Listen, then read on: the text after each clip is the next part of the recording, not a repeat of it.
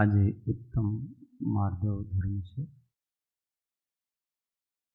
સ્વાધ્યાય શરૂ કરતા પહેલાં આપણે માર્દવ ધર્મની એક માળા બધા ભાવથી લઈશું. આપણા અંદર માર્દવ ધર્મ પ્રગટ થાય એ હેતુથી હું મંત્ર બોલીશ તો આપણે બધાને સ્વાહા સાથે બોલવાનું છે.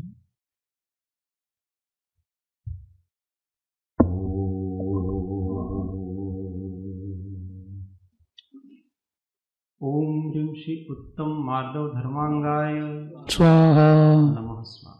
ओम ह्रीं श्री उत्तम मार्दव धर्मांगाय नमः स्वाहा ओम ह्रीं श्री उत्तम मार्दव धर्मांगाय नमः स्वाहा ओम ह्रीं श्री उत्तम मार्दव धर्मांगाय नमः स्वाहा ओम ह्रीं श्री उत्तम मार्दव धर्मांगाय नमः स्वाहा ओम ह्रीं श्री उत्तम मार्दव धर्मांगाय नमः स्वाहा ओम ह्रीं श्री उत्तम मार्दव धर्मांगाय नमः स्वाहा ओम ह्रीं श्री उत्तम मार्दव धर्मांगाय नमः स्वाहा ओम ह्रीं श्री उत्तम मार्दव धर्मांगाय नमः स्वाहा ओम ह्रीं श्री उत्तम मार्दव धर्मांगाय नमः स्वाहा ओम ह्रीं श्री उत्तम मार्दव धर्मांगाय नमः स्वाहा ओम ह्रीं श्री उत्तम मार्दव धर्मांगाय नमः स्वाहा ओम ह्रीं श्री उत्तम मार्दव धर्मांगाय नमः स्वाहा ओम ह्रीं श्री उत्तम मार्दव धर्मांगाय नमः स्वाहा ओम ह्रीं श्री उत्तम मार्दव धर्मांगाय नमः स्वाहा ओम ह्रीं श्री उत्तम मार्दव धर्मांगाय नमः स्वाहा ओम ह्रीं श्री उत्तम मार्दव धर्मांगाय नमः स्वाहा ओम ह्रीं श्री उत्तम मार्दव धर्मांगाय नमः स्वाहा ओम ह्रीं श्री उत्तम मार्दव धर्मांगाय नमः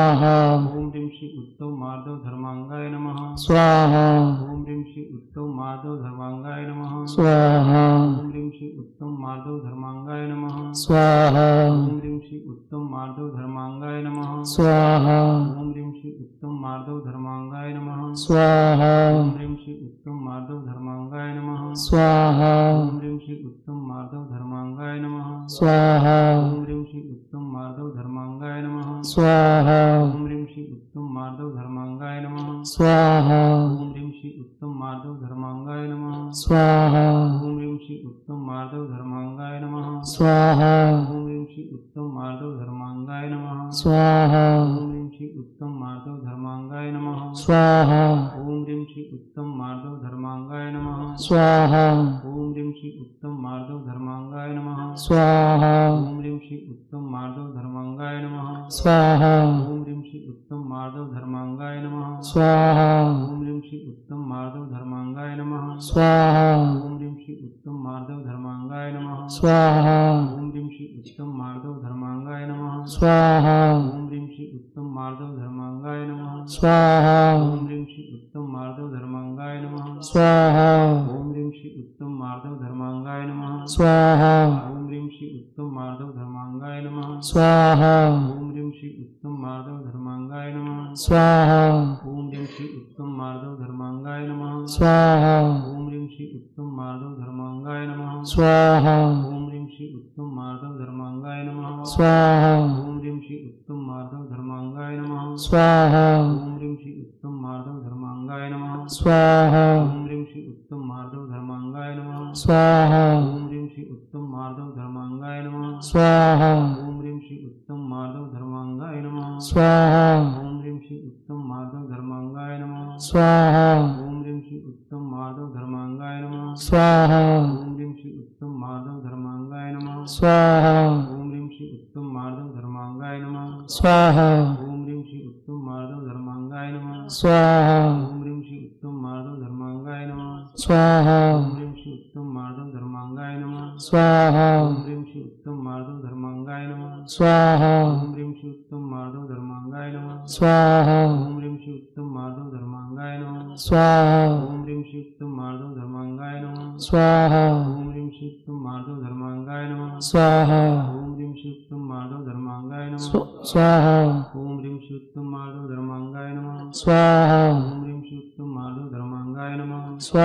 ओम ह्रीं श्री उत्तम मार्दव धर्मांगाय नमः स्वाहा ओम ह्रीं श्री उत्तम मार्दव धर्मांगाय नमः स्वाहा ओम ह्रीं श्री उत्तम मार्दव धर्मांगाय नमः स्वाहा ओम ह्रीं श्री उत्तम मार्दव धर्मांगाय नमः स्वाहा ओम ह्रीं श्री उत्तम मार्दव धर्मांगाय नमः स्वाहा ओम ह्रीं श्री उत्तम मार्दव धर्मांगाय नमः स्वाहा ओम ह्रीं श्री उत्तम मार्दव धर्मांगाय नमः स्वाहा ओम ह्रीं श्री उत्तम मार्दव धर्मांगाय नमः स्वाहा ओम ह्रीं श्री उत्तम मार्दव धर्मांगाय स्वाहा ओम ह्रीं शुद्धं माधव धर्मांगाय नमः स्वाहा ओम ह्रीं शुद्धं माधव धर्मांगाय नमः स्वाहा ओम ह्रीं शुद्धं माधव धर्मांगाय नमः स्वाहा ओम ह्रीं शुद्धं माधव धर्मांगाय नमः स्वाहा ओम ह्रीं शुद्धं माधव धर्मांगाय नमः स्वाहा ओम ह्रीं शुद्धं माधव धर्मांगाय नमः स्वाहा ओम ह्रीं शुद्धं माधव धर्मांगाय नमः स्वाहा ओम ह्रीं शुद्धं माधव धर्मांगाय नमः स्वाहा ओम ह्रीं शुद्धं माधव धर्मांगाय नमः स्वाहा ओम ह्रीं शुद्धं माधव धर्मांगाय नमः स्वाहा ओम ह्रीं शुद्धं माधव धर्मांगाय नमः स्वाहा ओम ह्रीं शुद्धं माधव धर्मांगाय नमः स्वाहा ओम ह्रीं शुद्धं माधव धर्मांगाय नमः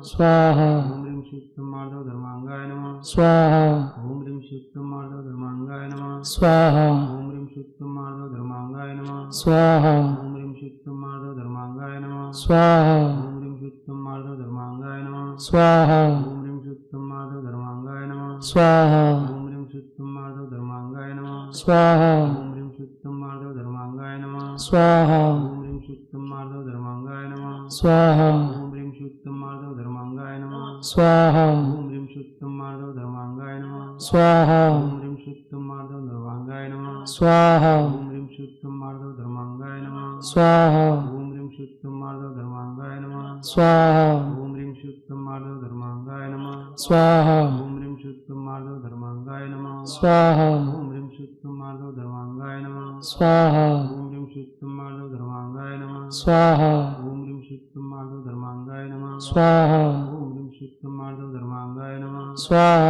ओम ह्रीं शुद्धं माधव धर्मांगाय नमः स्वाहा ओम ह्रीं शुद्धं माधव धर्मांगाय नमः स्वाहा ओम ह्रीं शुद्धं माधव धर्मांगाय नमः स्वाहा ओम ह्रीं शुद्धं माधव धर्मांगाय नमः स्वाहा ओम ह्रीं शुद्धं माधव धर्मांगाय नमः स्वाहा ओम ह्रीं शुद्धं माधव धर्मांगाय नमः स्वाहा ओम ह्रीं शुद्धं माधव धर्मांगाय नमः स्वाहा ओम ह्रीं शुद्धं माधव धर्मांगाय नमः स्वाहा ओम ह्रीं शुद्धं माधव धर्मांगाय नमः स्वाहा ओम ह्रीं शुद्धं माधव धर्मांगाय नमः स्वाहा ओम ह्रीं शुद्धं माधव धर्मांगाय नमः स्वाहा ओम ह्रीं शुद्धं माधव धर्मांगाय नमः स्वाहा ओम ह्रीं शुद्धं माधव धर्मांगाय नमः स्वाहा ओम ह्रीं शुद्धं माधव धर्मांगाय नमः स्वाहा ओम ह्रीं शुद्धं माधव धर्मांगाय नमः स्वाहा ओम ह्रीं शुद्धं माधव धर्मांगाय नमः स्वाहा ओम ह्रीं शुद्धं माधव धर्मांगाय नमः स्वाहा ओम ह्रीं शुद्धं माधव धर्मांगाय नमः स्वाहा ओम ह्रीं शुद्धं माधव धर्मांगाय नमः स्वाहा ओम ह्रीं शुद्धं माधव धर्मांगाय नमः स्वाहा ओम ह्रीं शुद्धं माधव धर्मांगाय नमः स्वाहा ओम ह्रीं शुद्धं माधव धर्मांगाय नमः स्वाहा ओम ह्रीं श्री उत्तम माधव धर्मांगाय नमः स्वाहा ओम।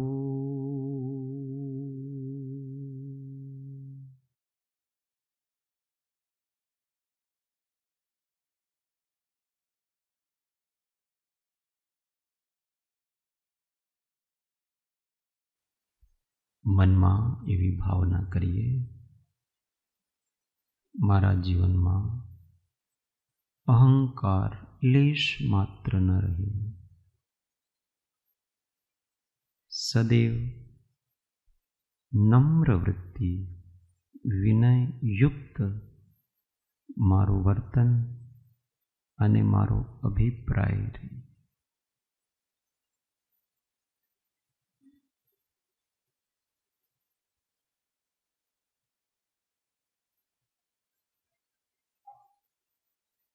નમ્રતા સમસ્ત ગુણોની જનની છે.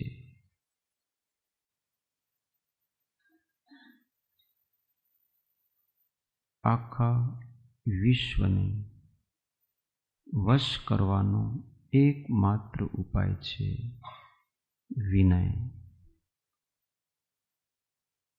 વિનયથી 3 લોકના નાથ પણ આપણા વશમાં થઈ જાય છે.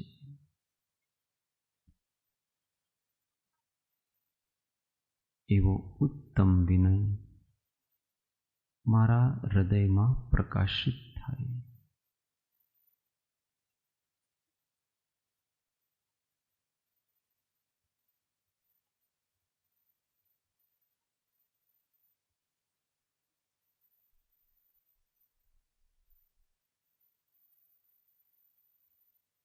સમ્યક દર્શન, સમ્યક જ્ઞાન અને સમ્યક ચારિત્ર રૂપ જે મોક્ષ માર્ગ છે,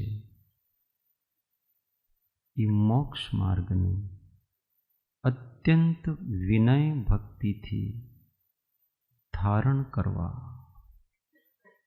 એનું નામ પરમાર્થ વિનય છે.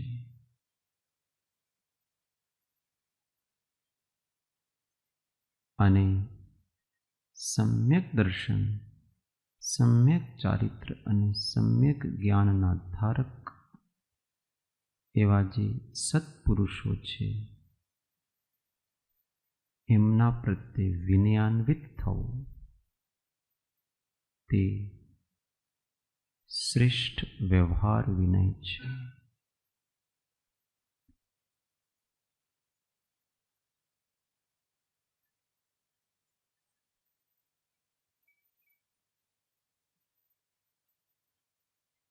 અહંકારની ગાંઠ તે જ મોહ ગ્રંથિ છે, તે જ મિથ્યાત્વ છે.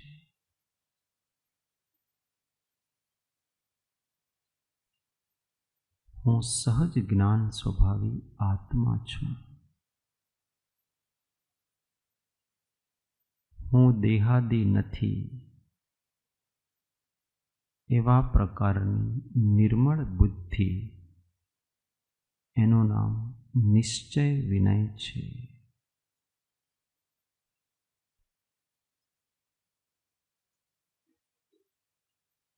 આત્મા ન તો નાનો છે ન મોટો છે. અગુરુ લઘુ સ્વભાવી આત્મા છે.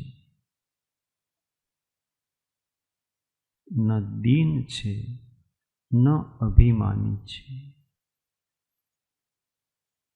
દીનતા પણ એક પ્રકારનું અભિમાન છે.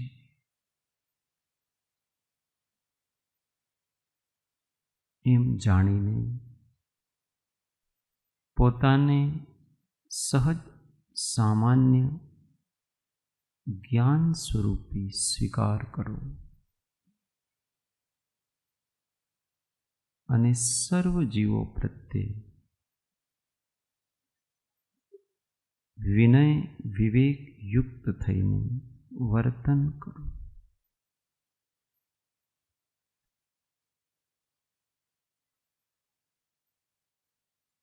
કોઈ જીવનો મારાથી અનાદર ન થઈ જાય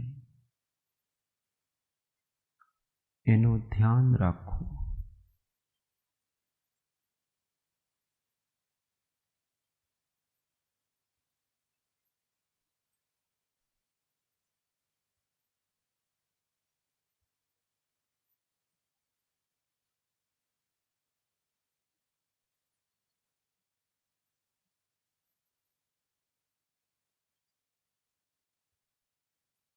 કેવળ જ્ઞાનનું મૂળ વિનય તત્વ છે.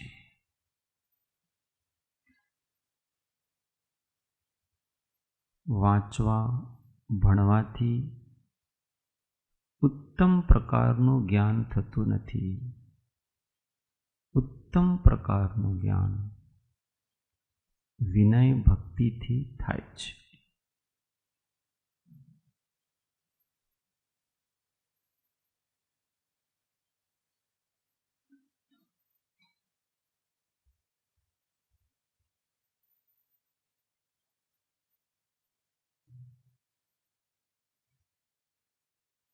હું દેહ આદિ છું. ઘર પરિવાર સ્ત્રી પુત્ર આદિ મારા છે. એ પ્રકારની જે ગાંઠ છે, મોહ ગ્રંથિ છે, એનો સમૂલ નાશ કરીને હું સહજ સામાન્ય ચૈતન્ય છું. એવા પ્રકારનું ઉત્તમ વિનય તત્વ પોતાના હૃદય પ્રદેશમાં સુસ્થિત કરો.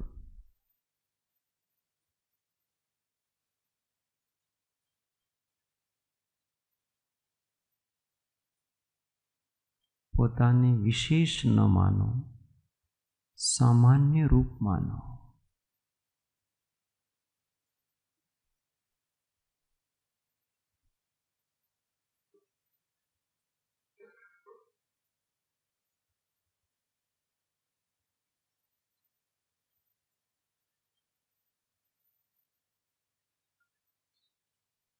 સામાન્ય જ આપણું વાસ્તવિક નિત્ય ત્રૈકાલિક સ્વરૂપ છે, વિશેષ ક્ષણિક છે, સામાન્ય નિત્ય છે.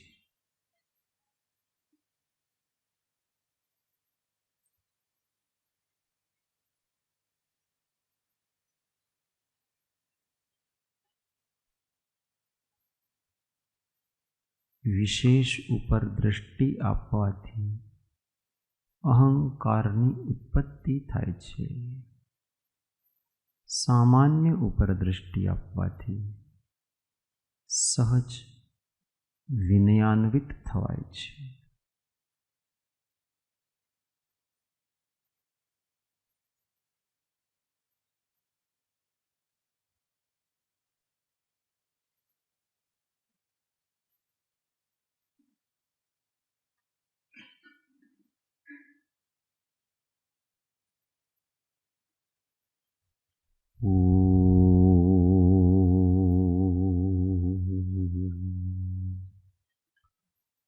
ओंकारं बिन्दुसंयुक्तं नित्यं ध्यायन्ति योगिनः कामदं मोक्षदं चैव ओंकाराय नमो नमः.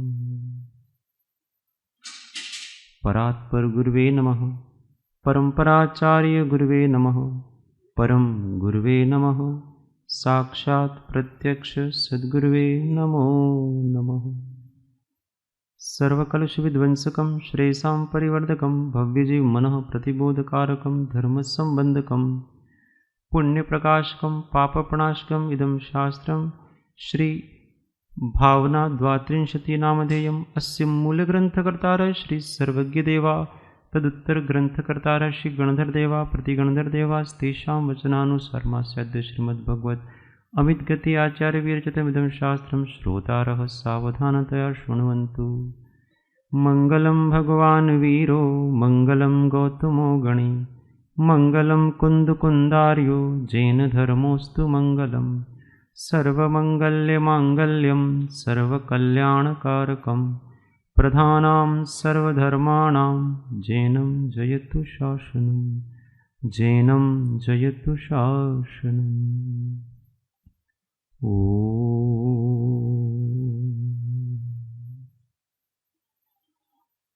जय सद्गुरु.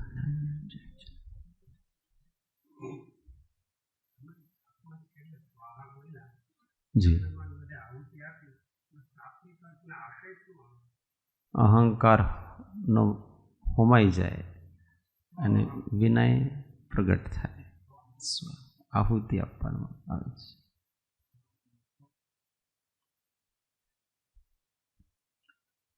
ઉત્તમ વિનય ભાવ ઘણો અઘરો છે.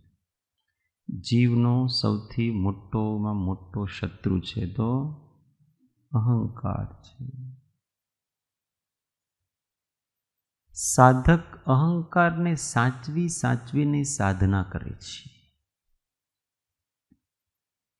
એટલે તથારૂપ સફળતા મળતી નથી.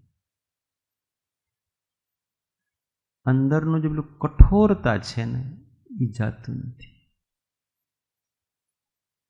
જ્યાં સુધી પોતાનું જે કોમળ જ્ઞાન સ્વરૂપ છે, જેમાં કોઈ સ્થૂલતા નથી, જેમાં કોઈ કઠોરપણું નથી, જે એકદમ નિર્મળ માર્દવ સૌમ્ય સ્વભાવિક છે, એ જ્યાં સુધી જીવને નિર્ણય નથી થતો, અનુભવમાં નથી આવતો, ત્યાં સુધી કડકાઈ રહે છે. કડક, સ્ટોન્ચ, आग्रही. ज्ञानियों को देखना उनके जीवन में कोई आग्रह नहीं, क्योंकि ये जो ज्ञान स्वभाव है वो निराग्रही है. उसका काम क्या है? केवल जो है जैसा है वैसा स्वीकार कर। उसमें कहां कठोरता है,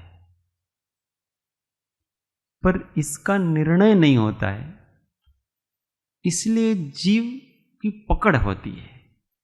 पर्यायों में पकड़ हो गई उसकी जबरदस्त।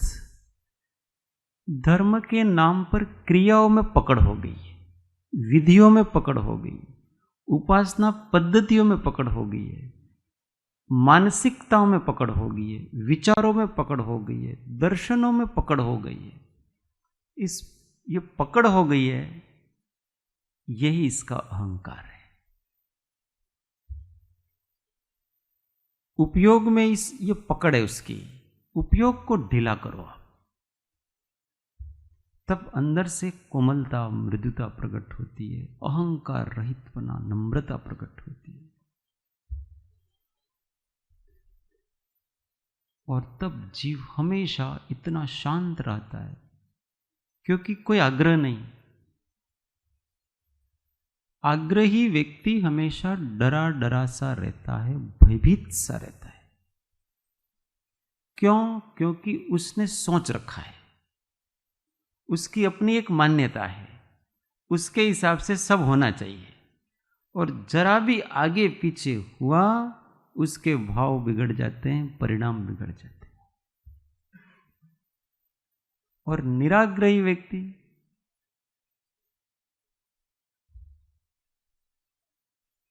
जिसने अपने आप को ज्ञान स्वभावी स्वीकार किया है, उस व्यक्ति का जीवन देखना,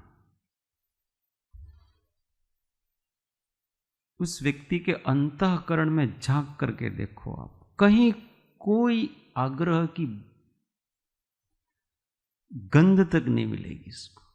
जो जैसा है वैसा ठीक है। व्यवहार व्यवहार है, यही ठीक है, यही ठीक नहीं है, ऐसा नहीं। विवेक पूर्वक जो जो व्यवहार हमको वितरागता की तरफ ले जाता है और अहिंसक है, वो व्यवहार ठीक है। हमेशा व्यवहार में एक बात ध्यान रखना कि क्या योग्य है और क्या अयोग्य है, उसका निर्णय कैसे करें। सब अपने अपने हिसाब से करते हैं, तो जो जिसके हिसाब से करता है उसको टोकना नहीं, रोकना नहीं। सबके अपने अपने तर्क वितर्क सब है। हमको ये ध्यान रखना कि जो व्यवहार अहिंसा की आधारशिला पे खड़ा हो, जो कम से कम हिंसा से किया जा रहा हो अथवा अहिंसा से किया जा रहा हो, और जो अपने को वीतरागता की तरफ ले जा रहा हो, राग और द्वेष की मंदता करा रहा हो, वो सारा व्यवहार सम्यक व्यवहार है, वो ठीक है, वो उपादेय है। और जो व्यवहार अपने को कड़क बनाता है, हिंसा की बाहुल्यता है, और जो अधिक राग पैदा कर रहा है, द्वेष पैदा कर रहा है, वो व्यवहार योग्य नहीं। पर व्यक्तियों के संस्कारों की पकड़ जम जाती है। उसने पूर्व भव में जिस प्रकार की उपासना पद्धति को अपना करके रखा है, उसके संस्कार हैं उसके, और वो संस्कार इस जन्म में भी उसको मिलते हैं। तो स्वाभाविक रूप से सत्य वो लगता है उसको, और उसकी पकड़ इतनी मजबूत होती है कि सत्य पता पड़ने पर भी वो नहीं छोड़ पाता है। यही अहंकार है। मनुष्य जन्म मिला है तो हमको क्या करना? विवेक का उपयोग करना। मनुष्य और पशु में, पशु भी संस्कार के हिसाब से जीता है, उसकी संज्ञाएं हैं आहार निद्रा भय मैथुनम च सामान्य में तद पशु भी नराणाम ज्ञानम ही तेषां विशेषो अधिक ज्ञानेन हीना पशु भी समान। तो हम इंसान बने तो हमें क्या विशेषता होनी चाहिए? तो हम सत्य और असत्य को तोल सके और सत्य पे चल सके। संस्कार वश तो हमारे स्वाभाविक है ही सब। कोई कहते ने મને છે ને આમ જ મને આજ ફાવે, ભાઈ તને ફાવે છે એ સત્ય નથી, જે સત્ય છે એ આપણને ફાવવું જોઈએ। और सत्य तो इन दो वस्तुओं में गर्भित है, अहिंसा में और वितरागता में। सत्य को तोलना है तो इन दो चीजों से तोला जाए। आपके अंदर आप अहिंसक जितने जितने हो रहे हैं, दयावान जितने जितने हो रहे हैं, उतने उतने आप धर्म की तरफ, वो धर्म सही है। और जितने जितने आप वितरागी हो रहे हैं, वो धर्म सही है।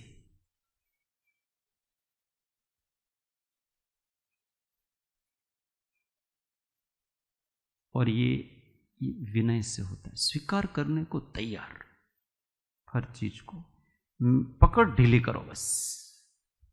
उपयोग को एकदम शांत, निराकुल, निराग्रही रखो। आम छे बराबर। जिसके जीवन में ये अनेकांत स्याद्वाद आ जाता है, वो निराग्रही हो जाता है, हृदय से आ जाता है। परंतु अज्ञानी जीव को उस स्याद्वाद के ऊपर भी अभिमान हो जाता है।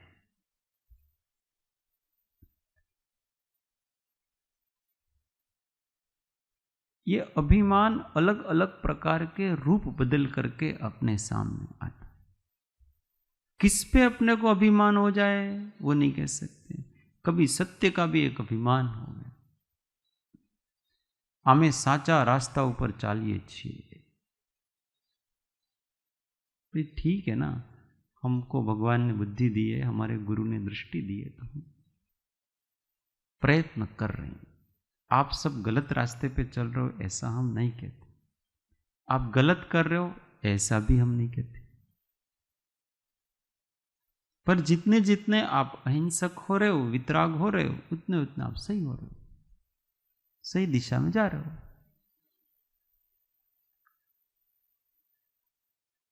देखना अपना संक्लेश पैदा कहां होता है, कषाय पैदा कहां उससे हो रही है।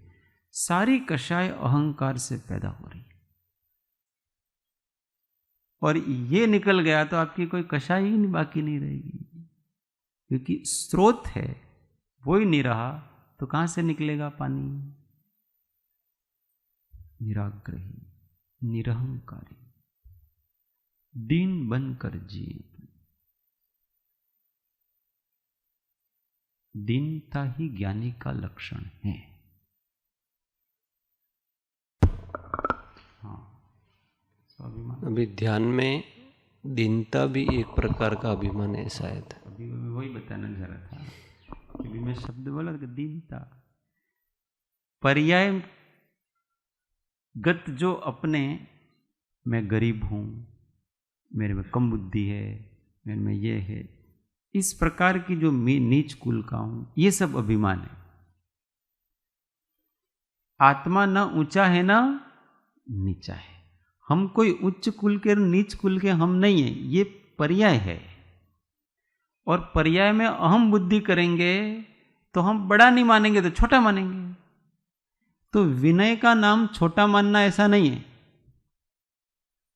छोटा मान करके सबको ऐसे नमस्कार, सबके पैर छूते रहो, न वो बिल्ली के भी पैर छुओ, न कुत्ते के भी पैर छुओ, न सबके पैर छूते रहो, इसका नाम विनय नहीं है।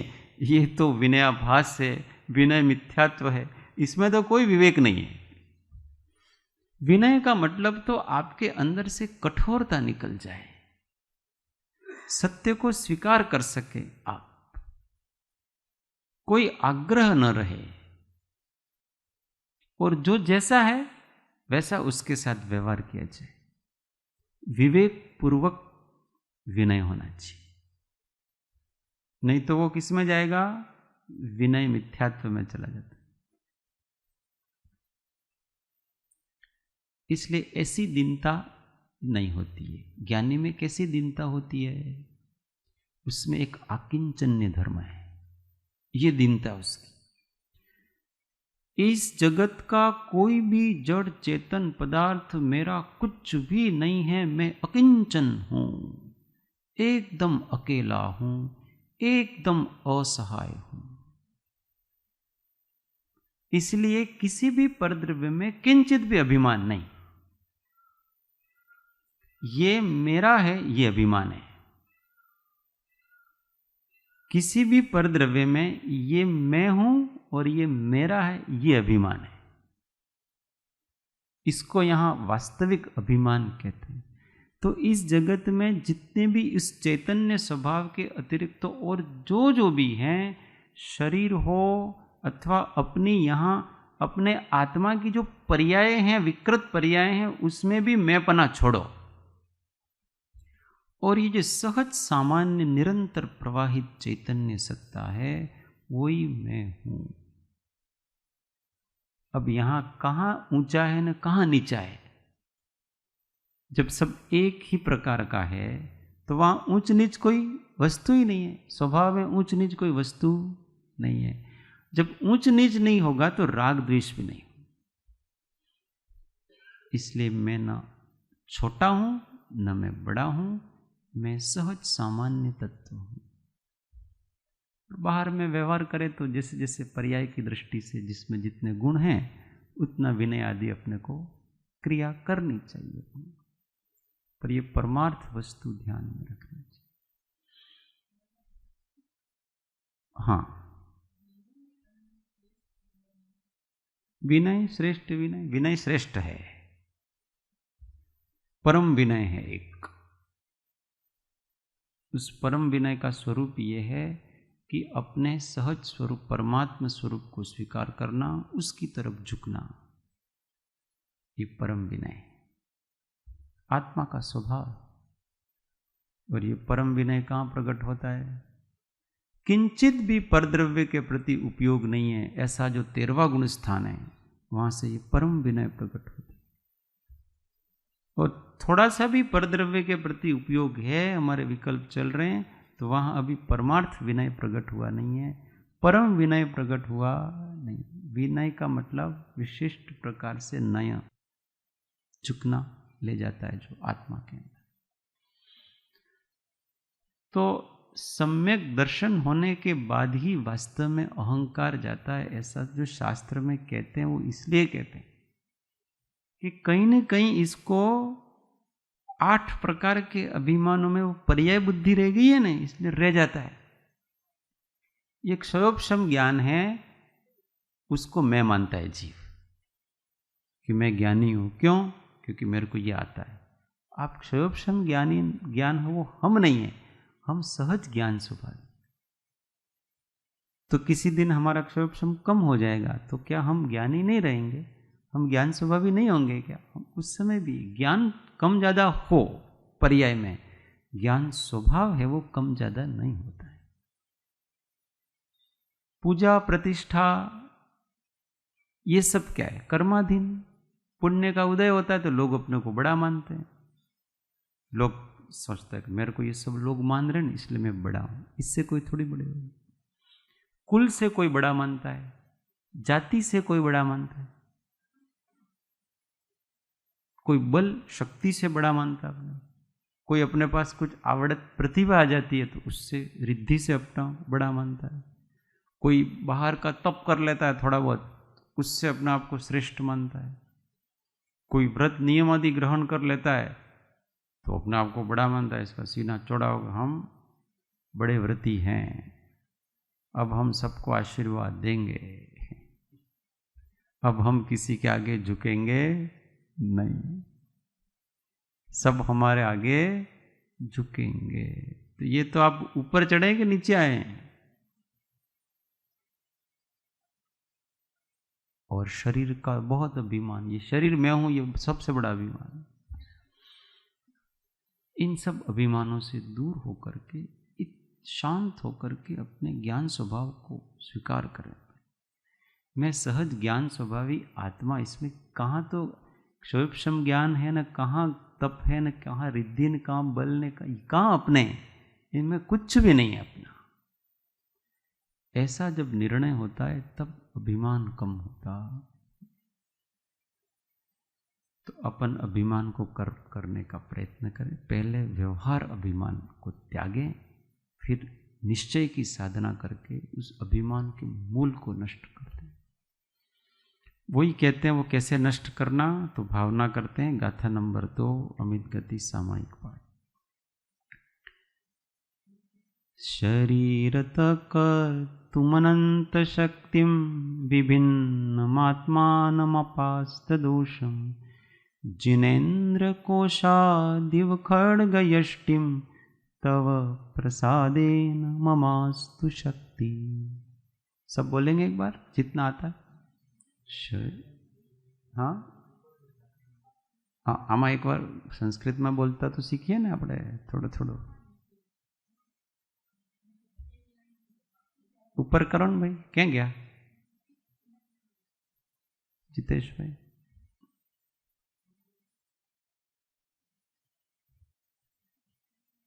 थोड़ी थोड़ी अपने को दूसरी भाषा का भी सम्मान करना चाहिए। हम गुजराती हैं तो ऐसा नहीं कि गुजराती का ही आग्रह रखें, गुजराती में होगा तो ही बोलेंगे, नहीं तो हम नहीं बोलेंगे, ऐसा थोड़ी है। आचार्य की भाषा है। थोड़ा नीचे,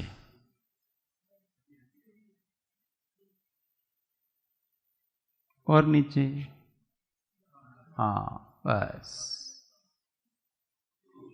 सब साथ में। शरीरतः कर तुम अनंत शक्तिम विभिन्नमात्मानमपास्त दोषम जिनेन्द्र कोशादिव खड्ग यष्टिम तव प्रसादेन ममास्तु शक्ति।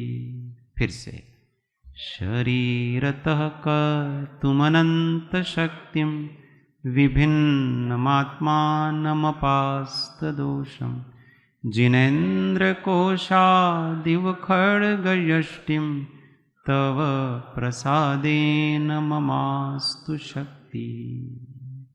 बहुत सुंदर गाथा है। इसमें कहते हैं कि हे जिनेन्द्र देव, म्यान से तलवार को निकालने के समान दोषों से रहित और अनंत शक्तिमान इस आत्मा को शरीर से पृथक करने में आपके प्रसाद से मुझे शक्ति प्राप्त होवे। इसे प्रार्थना करिए। क्या प्रार्थना करिए कि हे जिनेन्द्र, तव प्रसादेना, आपके प्रसाद से ममास्तु, मुझे शक्ति प्राप्त होवे। किसकी शक्ति प्राप्त होवे? कोशादिव खड्ग यष्टिम, कि ये जैसे कोश और तलवार अलग है, उस प्रकार से ये जो अनंत शक्तिमान आत्मा है और जो समस्त दोषों से रहित है, ऐसे आत्मा को मैं जैसे शरीर और तलवार और म्यान अलग हैं, वैसे मैं अलग उसको अनुभव कर सकूं, ऐसी शक्ति मुझे प्राप्त हो। उदाहरण जोरदार दिया है। कैसा दिया है? म्यान से तलवार को निकालने के समान मैं आत्मा को कैसा अनुभव करूं कि जैसे तलवार म्यान में से निकल जाती है, उसका म्यान के साथ कोई संबंध नहीं है, और जब म्यान में है तब भी उसका म्यान के साथ कोई संबंध नहीं। दोनों परिस्थिति में उसका कोई संबंध नहीं है। उसी प्रकार से इस शरीर का और मेरा कोई संबंध नहीं है।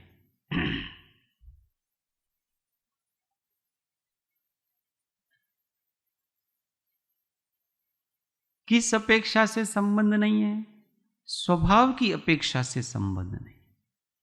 देखो, तलवार और म्यान, उन दोनों के स्वभाव को मिलाओ, उन दोनों के स्वभाव में क्या साम्यता है?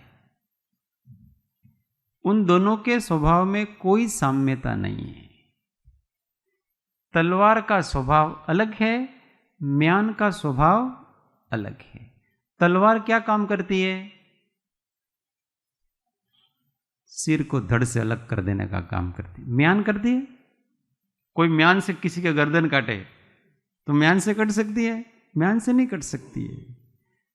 तलवार का स्वभाव अलग, म्यान का स्वभाव अलग, दोनों के काम अलग हैं। एक तो काटने का काम करती है और एक तो केवल अपने अंदर स्थान देने का काम करती है। दोनों अलग। जैसे घर और घर वाले, ये दोनों अलग। घर घर वाले नहीं है, घर वाला व्यक्ति अलग और घर अलग। उसी प्रकार से ये शरीर और आत्मा का स्वभाव बिल्कुल अलग है। एक स्थान पे भले रहें परंतु स्वभाव की दृष्टि से अलग हैं। ये तो एकदम दोष रहित मात्र ज्ञान स्वभावी है और शरीर जड़ स्वभावी। दोनों के आकार सरके हैं। हाँ, दोनों का आकार एक जैसा है। म्यान लंबी है, तलवार भी लंबी है, क्योंकि घर तो जैसा घर वाला लंबा चौड़ा होगा वैसा ही बनाना पड़ेगा ना। घर में रहने के लिए लंबा चौड़ा होगा तो लंबा चौड़ा घर बनाना पड़ेगा। उसी प्रकार से आकार बराबर है। ऐसे ही शरीर का आकार और आत्मा का आकार, ये आकार बराबर है परंतु स्वभाव उनका अलग अलग है, लक्षण उनके अलग अलग है। इसलिए कह रहे कि भगवान मुझे ऐसी शक्ति प्राप्त हो कि मैं इस निर्मल आत्मा को शरीर से भिन्न अनुभव कर सकूं। और वास्तव में तो ये भिन्न ही है। मैंने भ्रांति के कारण से इसको एक समझ रखा है। जब हम मैं ऐसा कहते हैं तो उस मैं से हमारा क्या अभिप्राय होता है? क्या मैं ये आकार प्रकार वाली वस्तु है? मैं एक भाव है।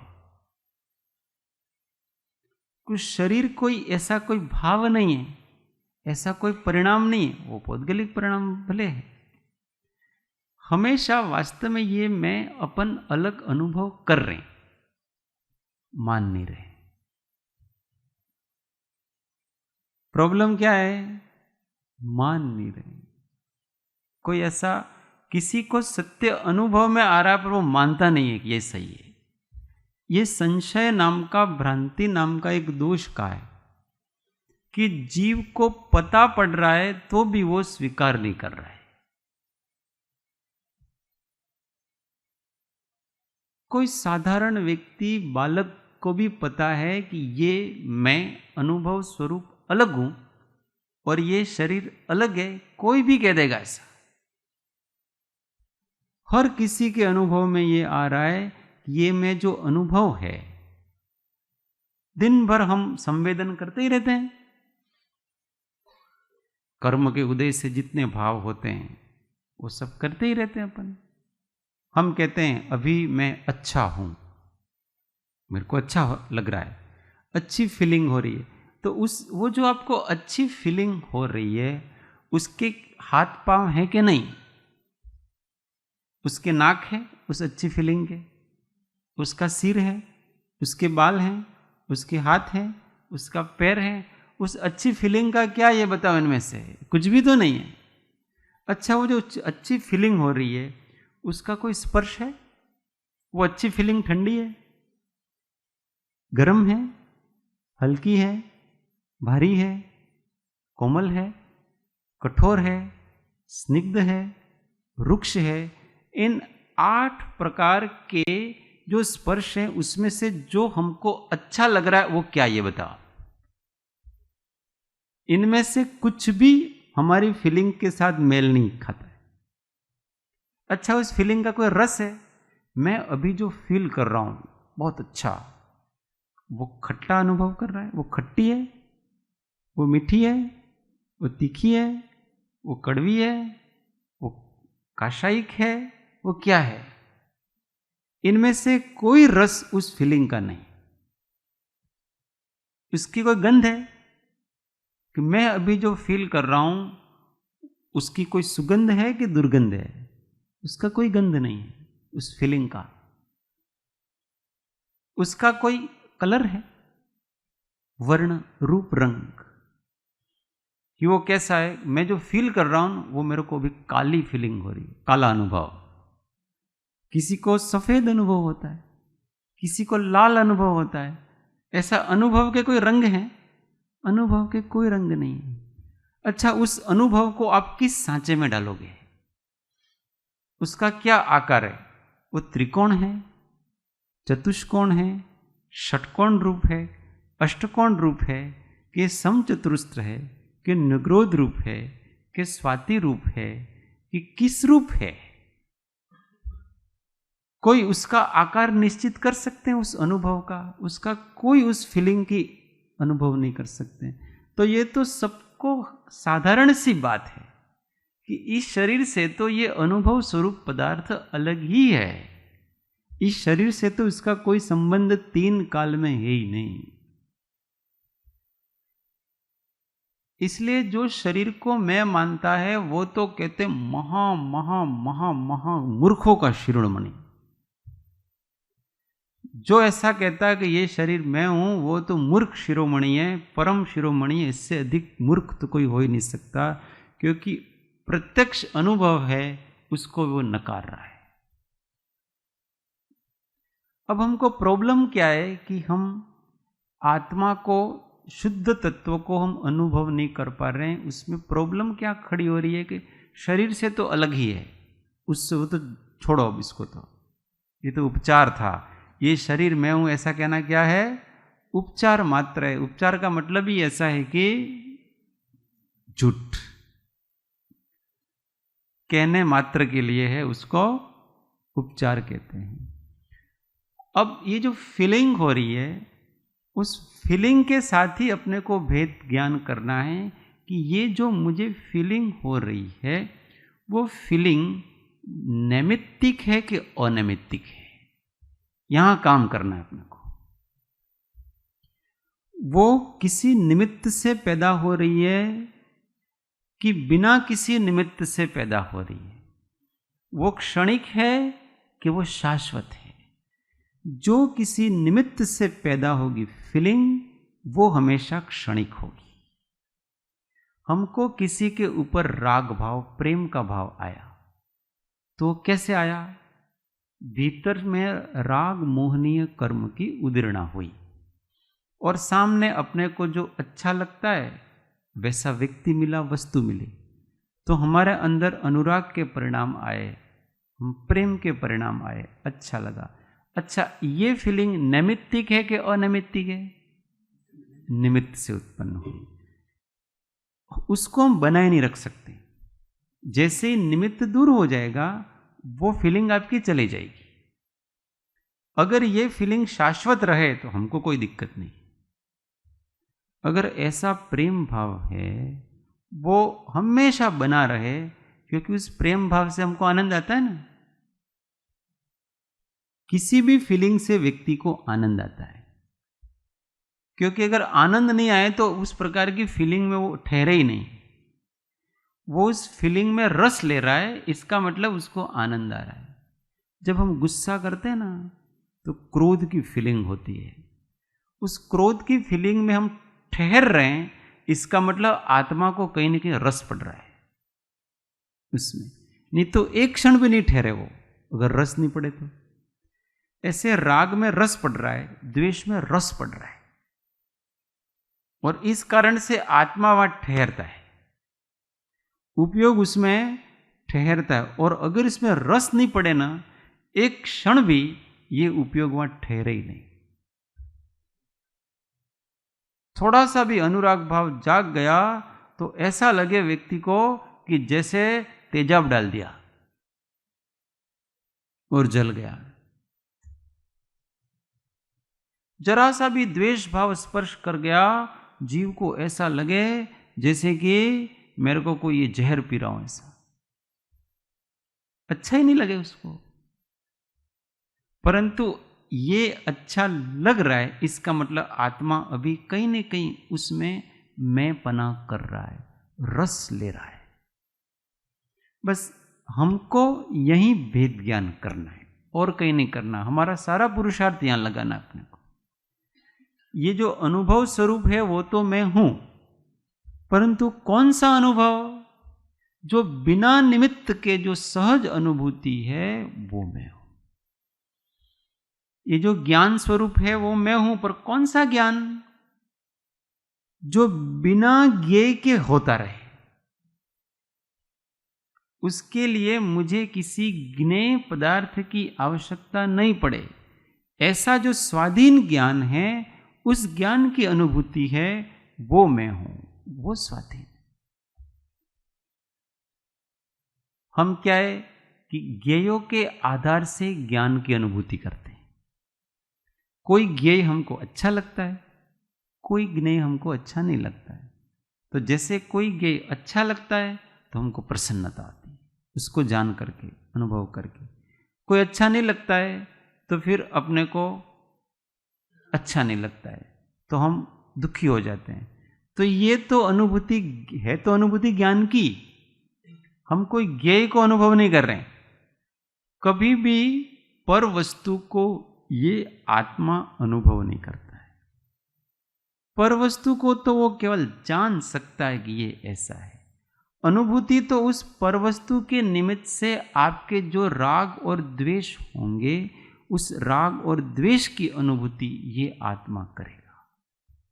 अब वो नैमित्तिक अनुभूति है, उससे अगर आप थोड़ा सा ऊपर उठ जाओ और उस ज्ञेय के निमित्त से होने वाली राग द्वेष की अनुभूति से दूर एक सहज चैतन्य रूप, अस्थि रूप अनुभूति है, अगर उसमें वो चित्त लगाए तो उसको शुद्ध अपने आत्मा की अनुभूति होगी। ये निर्दोष, दोष रहित, अनंत शक्तिमान का है। शक्ति कहते हैं स्वभाव को। अनंत का मतलब होता है जिसका कोई अंत नहीं, ऐसा अपना स्वभाव, उसको अनंत शक्ति कहते हैं। तो हमारे स्वभाव का कभी अंत नहीं है। कौन सा स्वभाव? सहज स्वभाव, जो अनादि अनंत है, जो पहले भी मैं था, वर्तमान में भी मैं हूं और भविष्य में भी ये जो मेरी सत्ता है उसका कभी अंत नहीं है। इसीलिए हम अनंत शक्तिवान हैं। हमारे अंदर अनंत शक्ति है। कौन सी शक्ति है?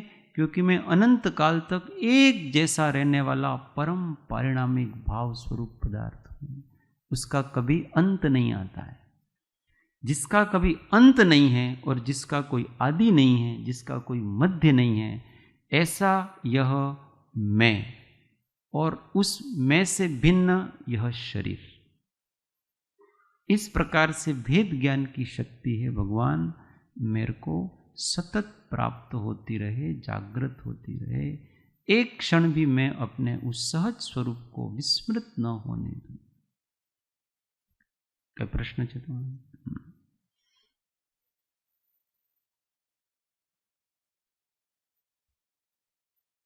इसलिए हमेशा निरंतर उदासीनतानो क्रम।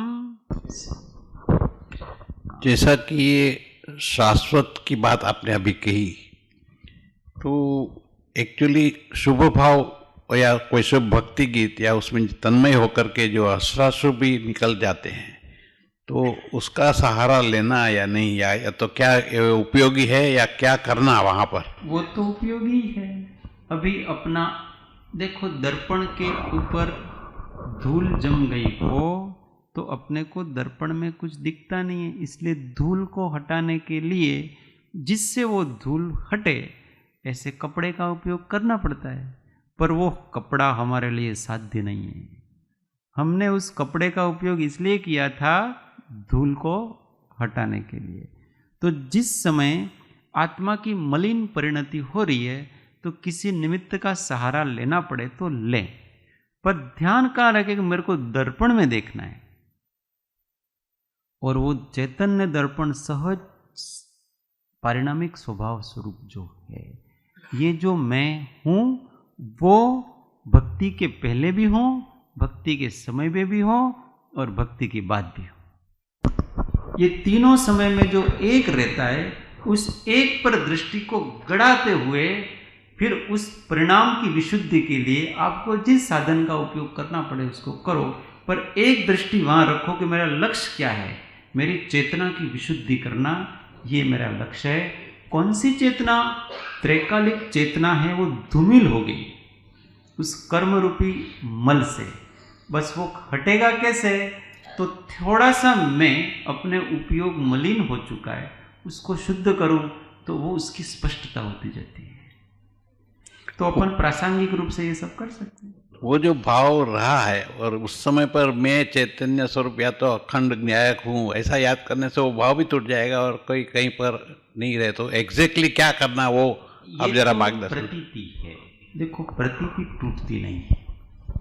स्मृति भले टूट जाए, प्रतीति नहीं टूटती है। आप किस अभिप्राय से कर रहे हो? वहां पर तो अभिप्राय नहीं था, वो तो सहज भाव एक नहीं, एक आप परिस्थिति भक्ति कर बनी। रहे हो। भक्ति क्यों कर रहे हैं अपन? अपने स्वरूप में लीन होने के लिए। हाँ, तो स्वरूप के लक्ष्य से अपने को, हमको और कुछ नहीं चाहिए ना। राग और द्वेष की निवृत्ति के लिए भक्ति की जा रही है, बस विकल्प कम करने के लिए, क्योंकि सांसारिक विकल्प अधिक आ रहे हैं, उपयोग अशुभ रूप हो रहा है। तो उस विकल्पों से दूर करने के लिए हम भक्ति का सहारा ले रहे हैं। और डूबना कहाँ है? विकल्प जैसे ही मंद हो गए, उस मंद विकल्प जैसे ही हुए, तो अब आत्मानुसंधान के लिए भूमि तैयार होगी। हम भूमि भक्ति से तैयार करते हैं। अभी जब हमारे तीव्र उदय है, तीव्र संकल्प विकल्प चल रहे हैं, उस समय हमारा आत्मानुसंधान ठीक नहीं चलता है। जैसे ही वो उदय मंद हो गया, आपने एक स्त्रोत गाए, भक्ति गाए, और एकदम कषाय थोड़ी मंद पड़ेगी। अब उस मंद कषाय में आप तत्वानुसंधान का सहारा। हमारा ध्येय भजन गाना नहीं है, वो तो केवल एक प्रसंग था कि कषाय तीव्र हो रही थी तो हम थोड़े शांत हो जाएं। जैसे ही थोड़े शांत हुए और फिर अपने स्वस्वरूप के अनुसंधान में जुट जाओ। ये जो भक्ति में जो भाव आए थे ना, वो भी अनित्य है। वो भी थोड़ी देर आए और चले गए, और ये जो मैं हूँ शाश्वत, वो ही मैं हूँ, ऐसा करके उस सहज अनुभव स्वरूप निराबाध सत्ता को पकड़ा जाए। मतलब दृष्टा छे दृष्टिनो, जे जाने छे रूप, अबाध्य अनुभव जे रहे, ते छे जीव स्वरूप। ये आत्म लक्ष्य इसी का नाम है कि मैं तो यही हूँ, और ये जो भाव आए और गए, उसमें कोई कर्तापन नहीं। जब हम आत्मविशुद्धि के मार्ग पे आएंगे, ये सब परिणाम अपने आप आएंगे, परंतु हमको कभी इन परिणामों में अटकना नहीं है और इनको उत्साह से करना नहीं। बहुत बार ऐसा होता है, અમારે જ્ઞાયકની પકડ કરવી છે એટલે ભક્તિ કરીશું તો કંઈક અમારે બહિર્મુખ થઈ જાય। ऐसा नहीं है। वो भक्ति आपको अंतर्मुख, दिल खोल के भक्ति का ज्ञान और अधिक प्रकाशित होगा। एक तरफ भक्ति की धारा भी चल रही है और एक तरफ स्वरूप का अनुसंधान भी चल रहा है। एक साथ सब काम होते रहते हैं। जितनी विशुद्धि होती है ना, विशुद्धि बढ़ते बढ़ते एक साथ सारे काम होते रहते हैं। अपनी आत्मा इतना शक्ति संपन्न है, एक साथ सब कर लेता है। योगों में भक्ति चल रही है, उपयोग में स्वरूप का अनुसंधान चल रहा है, और तड़ तड़ तड़ तड़ टूटते रहते हैं कर्मों की श्रृंखलाएं। तो साधन को दिल खोल के करना, उसमें दो नहीं रखना। फिर जब मोह ग्रंथि का भेद हो जाएगा ना, इसके बाद उसके ये दोनों काम एक साथ सहज रूप से चलेंगे। एक क्षण के लिए भी आत्मा की विस्मृति नहीं होगी। वो संधि काल में कुछ नहीं करके, या तो कुछ वो संधि काल के समय पर क्या कर रहा है? बस दिल खोल के साधन जो बताए वो साधन करो आत्मा के लक्ष्य से।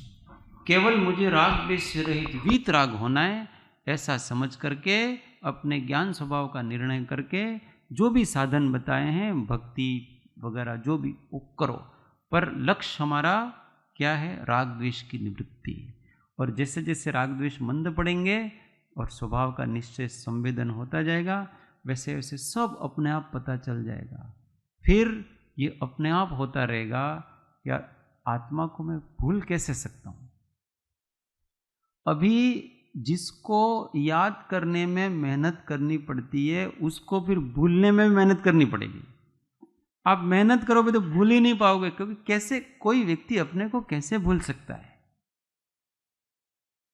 वो तो खुद का निर्णय नहीं है ना, निश्चय नहीं है। इसलिए शरीर आदि को मानता है अपने आप को, और मनुष्य आदि अपने को मानता है, इसलिए विस्मृति आ रही है उसकी। परंतु जब एक बार वास्तविक सत्ता का निर्णय हो गया तो मैं अपने आप को ये मैं हूं ऐसे कैसे भूल सकता हूं? उस अमूर्त चैतन्य सत्ता एक क्षण के लिए भी कैसे ओझल हो सकती है? वो स्वयं ज्ञाता है, और वो ज्ञाता हर ज्ञेय के साथ लगा हुआ है। कोई क्षण ऐसा नहीं है कि हम कुछ अनुभव कर रहे हैं, कुछ कर रहे हैं और ज्ञाता नहीं हो। वो ज्ञाता की एक सहज अनुभूति वो निरंतर प्रवाहित हो रही है। भैया जी, पहले तो ये आपकी अंतर्मन से अनुमोदना करना चाहता हूं मैं। आज का जो विषय इतना मार्मिक और हृदय स्पर्शी आपने विषय लिया। मेरी दो जिज्ञासाएं हैं। एक तो जो हाँ, ये इसको मतलब मेरे बहुत ही अतुल्य कुछ सुनने में आए, उनमें से आज का उद्बोधन मेरे को लगा। आचार्य महाराज, हाँ, नहीं उसका दूसरा मेरा ये पूछना था कि जो ज्ञेयों के आधार पर जो ज्ञान में अनुभूति होती है, जैसे दर्पण के रूप में हम कहते हैं, तो क्या ज्ञेयों के आधार पर ज्ञान में अनुभूति कभी निर्विकल्प अनैमित्तिक हो सकती है? जब उस ज्ञेय के प्रति किंचित भी राग और द्वेष न हो तो वो शुद्ध अनुभूति है। नहीं, ऐसा हो सकता है क्या? हो सकता है। ज्ञेयों के आधार पर ज्ञान में अनुभूति नहीं, ज्ञेयों के आधार पर कभी ज्ञान में अनुभूति नहीं होगी ना। तो ज्ञेयों के आधार पर ज्ञान में अनुभूति जब जब होगी, हाँ, वो निमित्तिक ही होगी, वो क्षणिक ही होगी।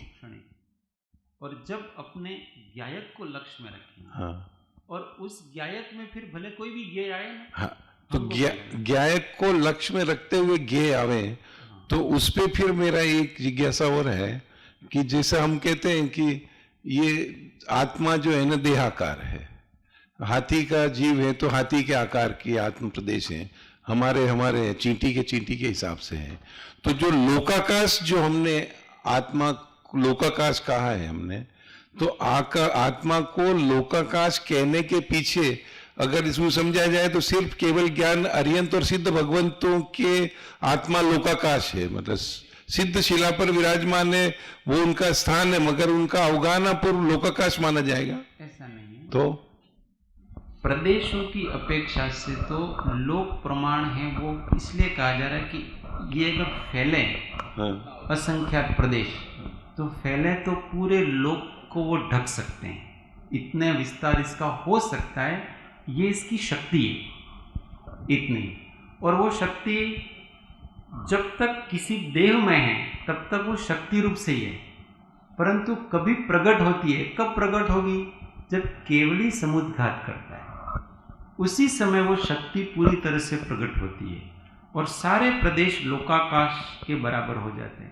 इसके अतिरिक्त किसी भी समय में वो प्रदेश शरीर से बाहर नहीं होते हैं। सिद्धों में भी उतने ही प्रदेश में है जितना उनका एक अंतिम शरीर से थोड़ा न्यूनाकार है, उतना ही प्रदेश है। नहीं तो जो युगपत सर्वज्ञ युगपत जानते हैं, तो युगपत जानने के लिए क्या इसको लोकाकाश को उस हिसाब से लिया जा सकता है क्या? नहीं, ये पूरी दो चीजें होगी, एक प्रदेश और एक ज्ञान। तो ज्ञान अपेक्षा तो लोकालोक है, समस्त अस्तित्व को जानता है वो, तो वो लोक और अलोक उसमें आ रहा है, वो कहीं जानने के लिए नहीं जा रहा है।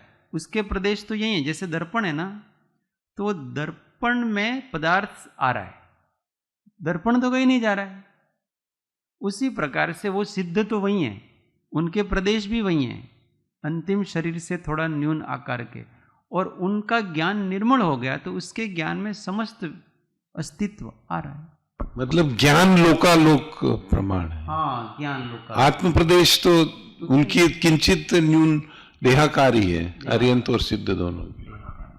इसलिए इस शरीर में ये समझना कि ये शरीर जहाँ है वहाँ हम हैं, वहाँ मैं हूँ, पर ये मैं और ये शरीर बिल्कुल अलग है। मैं शरीर में नहीं हूँ, वास्तव में तो शरीर ही मेरे अंदर है। समझ में आ रहा है ना? अच्छा, ये शरीर आत्मा को जानता है कि आत्मा शरीर को जानता है? आत्मा शरीर को जानता है। तो ये आत्मा में ज्ञेय रूप है। यहां उल्टा सोचते हैं, इस शरीर में मैं हूं। ऐसे शरीर में थोड़ी जम, मेरे अंदर ही तो शरीर है सारा, और ये सारी अस्थि मेरे अंदर ही तो है। मैं ही तो जान रहा हूं कि ये शरीर है। शरीर थोड़ा कहता है कि मैं शरीर हूं, ऐसा नहीं कहता।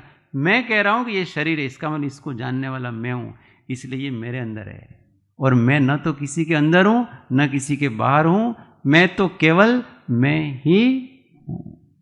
इतना समझ में आ जाए तो ये अपने को समझ में आ जाए। जा वाणी के ज्ञान से सूझे लो कालो, सो वाणी मस्तक नमो सदा दे तू दो। हे जिन वाणी भारती तो ही जपो दिन रे, जो तेरा शरणा लहे सो पावे सुख चैन। देव भजो अरिहंत को, गुरु सेवो निर्ग्रंथ। दया धर्म पालो सदा, यही मोक्ष का पंथ। नमस्कार। महामंत्र आत्म अनुसंधान।